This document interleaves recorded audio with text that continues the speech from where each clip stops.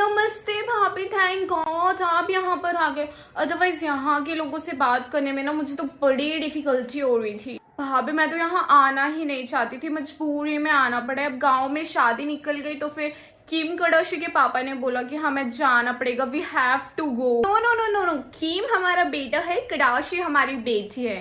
बेटा come here. बेटा हुआ तो कहने लगे हम इसका नाम टिल्लू रखेंगे। मतलब व्हाट? मैं इसे घर में टिल्लू नहीं बुला सकती हूँ। I will call him Kim. बेटी का नाम तो ये फूलबती रखी थी। बोला no no no no no, Phoolbati वो तो खुद में ही इतना गंदा नाम है, मैं अपनी बेटी का ऐसा नाम नहीं रख सकती। बेटी का नाम तो कार्दाशियन ही होगा। मैंने तो इनसे लड़ाई कर ली। मैंने बोला आपको मैं चाहिए कि नहीं चाहिए? नहीं मैं तो खुद अंदर बैठना नहीं चाह रही। वहां पर सब गाँव की लैंग्वेज में बात कर रहे हैं। अरे मेरी जेठानी तो ऐसी है, मेरी बेटी से बोलने लगी बेटा मठे वाले आलू खाओगी।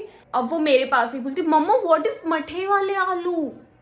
अरे कार्दाशियन तो घर जाके कहने लगी मम्मा मुझे नानी तेरी मोरनी को चोर ले गए देखना है।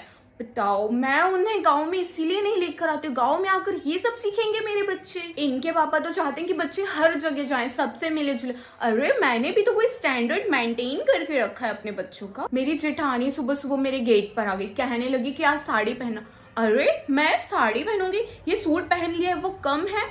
जिस शहर में रह रही हूँ अब वो थोड़ी ना गांव जाएगा। मेरे पति का तो ट्रांसफर नहीं है यहाँ पर, अदरवाइज वो गांव में ही आकर बस जाएंगे और बच्चों को भी यहीं रखेंगे। मम्मी जी कह रही थी कि बच्चों को शिशु विश्वविद्यालय में पढ़ा। मतलब व्हाट? मैं उन्हें कॉन्वेंट में पढ़ा रही हूँ।